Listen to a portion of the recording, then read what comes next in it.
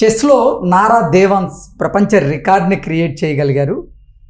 9 ఏళ్ల వయసులోనే వేగవంతమైనటువంటి చెక్మేట్స్ పెట్టి నారా దేవాన్స్ ఇప్పుడు ప్రపంచ రికార్డ్స్ని నెలకొల్పినటువంటి నేపథ్యంలో ఈ అంశం మీద మనం విశ్లేషణ చేసుకుందాం. ప్రస్తుతం మనతో పాటున్నారు ప్రముఖ రాజకీయ విశ్లేషకులు కేవీవి ప్రసాద్ గారు. సార్తో మాట్లాడదాం.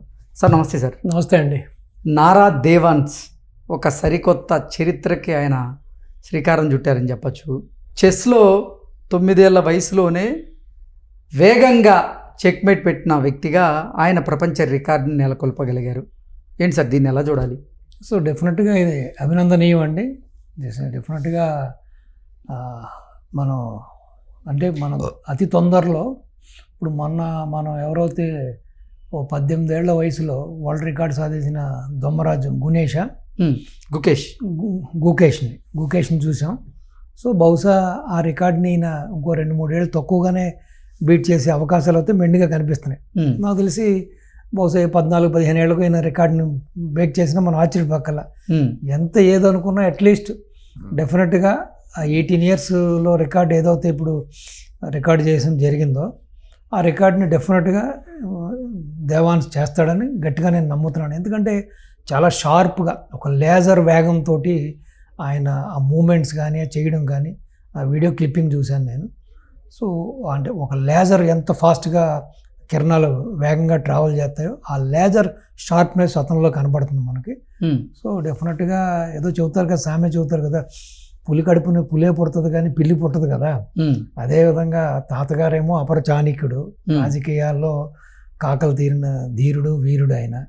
అలాగే తండ్రి మంచి intellectual, intelligent and young and dynamic minister come MLA. So ఒక పక్కనేమో ఇంకొక తాతగారు చూసుకుంటే, అమ్మమ్మ తాతగారు చూసుకుంటేనేమో ఒక మేటి నటుడు, ఒక గొప్ప నటుడు, విశ్వవిఖ్యాత నట సార్వభౌమ నందమూరి తారక రామారావు తనయుడు నందమూరి బాలకృష్ణ గారు. ఎందుకంటే నేను ఎందుకు చెబుతానంటే ఈ జీన్ ఇదంతా కూడా వస్తుంది. ఎందుకంటే ఇప్పుడు లోకేష్ గారి తెలివితేటలు, లేకపోతే చంద్రబాబు నాయుడు గారి తెలివితేటలు, ఇటు బాలయ్య గారి తెలివితేటలు, అది అలా క్యారీ ఫార్వర్డ్ అవుతుంది. ఎందుకంటే బాలయ్య గారు కూడా ప్రయత్నమైన జ్ఞాపక శక్తి.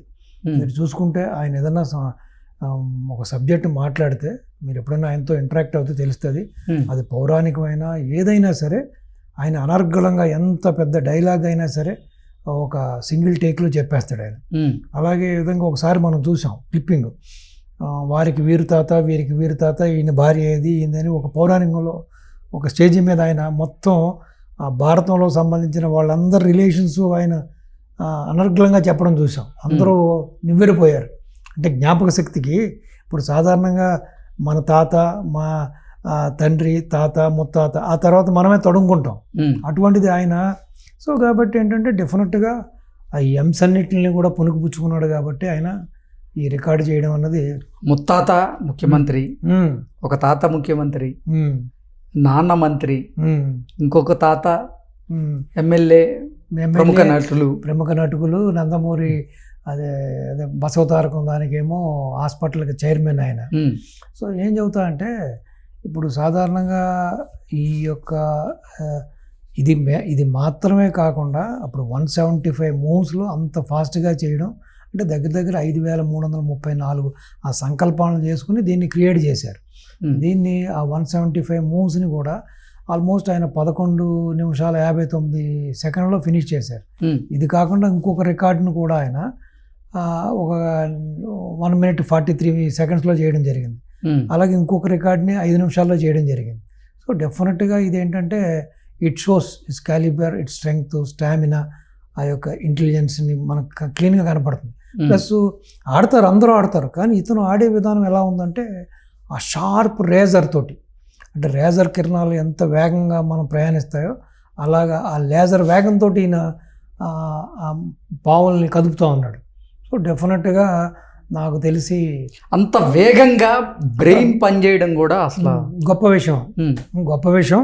సో డెఫినెట్గా ఇది ఒక ప్రపంచాన్ని ఒక ఆట ఆడిస్తాడు. ఇప్పుడు తాతగారు రాజకీయాల్లో ఏ విధంగా అయితే ఒక అపర చాణక్యుడిగా, రాజకీయ ధురంధరుడిగా పేరు తెచ్చుకున్నాడు, అలాగే తండ్రి గారు కూడా ఈజ్ ప్రూవెన్. పప్పు అంటే పప్పు కాదు, నేను నిప్పు అని చెప్పి, అగ్ని బరాట అని చెప్పి ఆయన ప్రూవ్ చేసుకున్నాడు. అలాగే ఇంకొక తాతగారు సినిమా రంగంలో ఈ రోజు కూడా ఆల్మోస్ట్ ఒక రారాజులాగా విలసిల్లుతున్నాడు ఆయన. ఈ వయసులో కూడా ఆయన ప్రతి సినిమా ఈ మధ్యకాలంలో వచ్చింది, ప్రతిదీ 100 days ఆడుతుంది.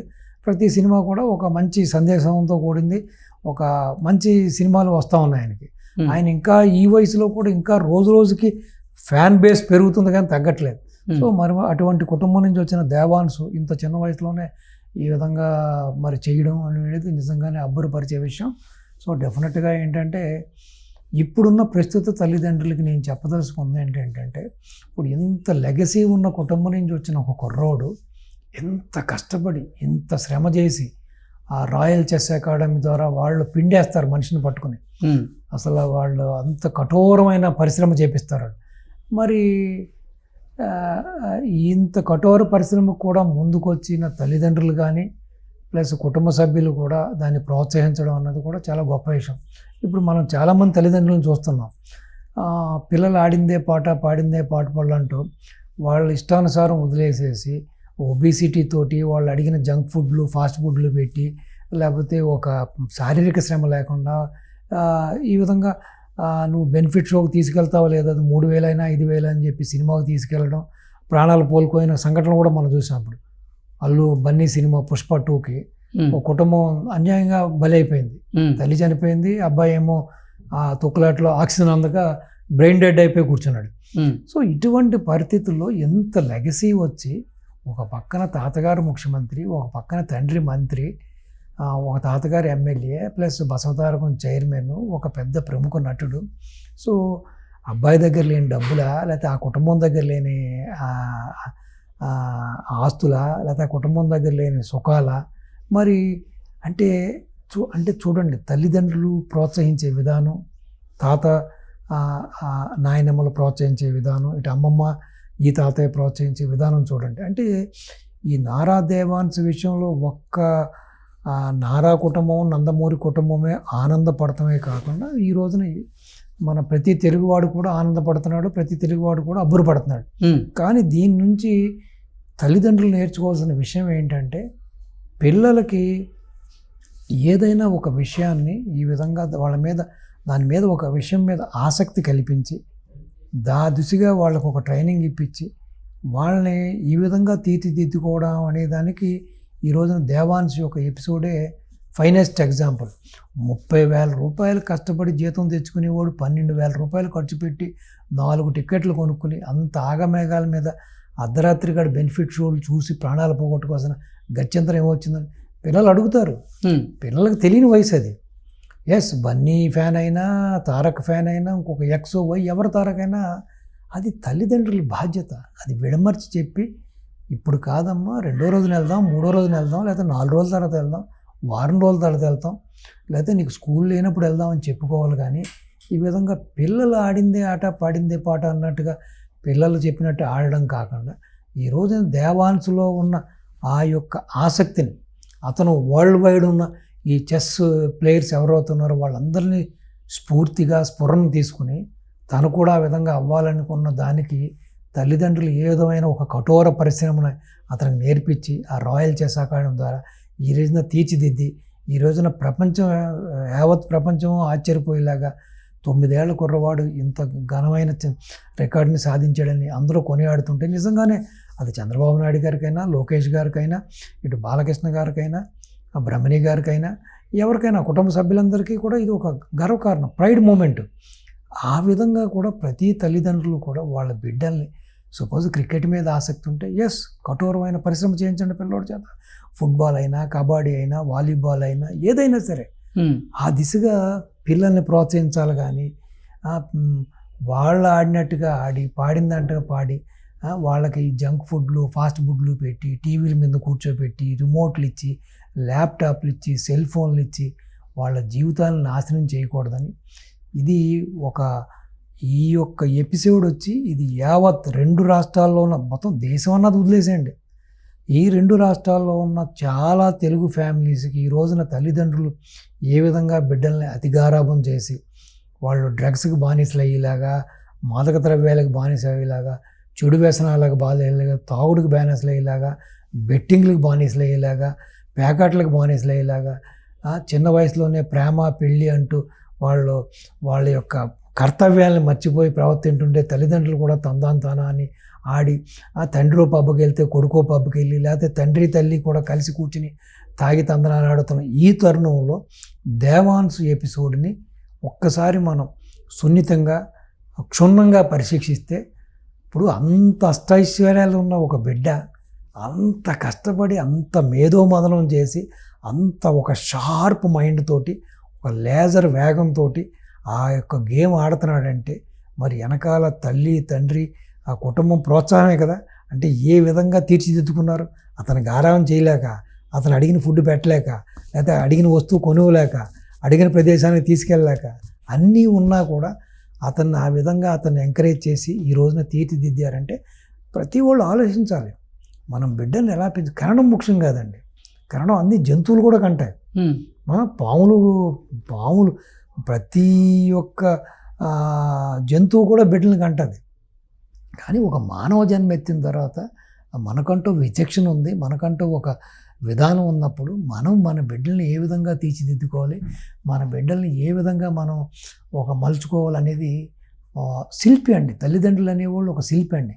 ఒక బండరాయిని ఈ శిల్పి అమరశిల్పి జక్కన ఏ విధంగా అవుతే ఏ విధంగా అందంగా చెక్కుతాడో, అలాగే దేవాలయాల్లో ఉండే ఒక శిల్పాలు, ఆ యొక్క దేవుడి ప్రతిరూపాలు, దేవతామూర్తులు ఏ విధంగా అందంగా బండరాళ్లే కదవి ఒకప్పుడు. ఆ బండరాయిని ఆ శిల్పి ఆ యొక్క జ్ఞాన దృష్టితో చూసి, ఆ మనో దృష్టితో చూసి ఏ విధంగా ఒక అందమైన ఒక దేవతామూర్తులుగా చెక్కుతున్నాడో, మన బిడ్డలను కూడా మన బిడ్డలకు మనమే ఆర్కిటెక్ట్స్, మన బిడ్డలకు మనమే శిల్పులు. కాబట్టి మన బిడ్డల్ని మనం ఏ విధంగా మలుచుకుంటామో, వాళ్ళని ఏ విధంగా మోల్డ్ చేసుకుంటామో. ఇప్పుడు మట్టి ఉంటుందండి, మట్టి దాన్ని తీసుకుని పిసికి నీళ్లు పోసి ముద్ద చేసి దాన్ని వివిధ ఆకృతుల్లో మన వినాయకుడి బొమ్మ చేస్తాం, వినాయక చవితి చక్కటి దేవతామూర్తి తయారవుతుంది. అదేవిధంగా బిడ్డలు కూడా అంతే. ఆ విధంగా తల్లిదండ్రులు బిడ్డలను మలుచుకోవాలి. ఎస్, అడిగింది ఇవ్వండి, కానీ అదే టైంలో వాళ్ళు ఏం చేస్తున్నారు, ఎక్కడికి వెళ్తున్నారు, ఎలా ప్రవర్తిస్తున్నారు, ఎవరితో స్నేహం చేస్తున్నారు, ఏం తింటున్నారు, ప్రతిదాన్ని కూడా క్షుణ్ణంగా చూడవలసిన పరిస్థితి. ఏదో టెస్ట్ ట్యూబ్ సెంటర్కి వెళ్ళాము, పిల్లల్ని పుట్టించాము, ఏదో వదిలేసాము, కన్నాము, ఆయాల మీద వదిలేసాము, పనోళ్ళ మీద అప్పచెప్పేసేసాము, మన పని మన దృష్టి మన ఆట మనది అనేది కాకుండా అసలు పుట్టిన పిల్లలకి ఒక దిశ నిర్దేశం చేయవలసినది తల్లిదండ్రుల యొక్క ప్రధానమైన బాధ్యత. తల్లిదండ్రుల తర్వాతే స్కూల్లో టీచర్లు, ఆ తర్వాత ఎవరైనా. సో అటువంటిది కుటుంబమే పట్టించుకోకపోతే ఇంకా బిడ్డల పరిస్థితి ఏంటి?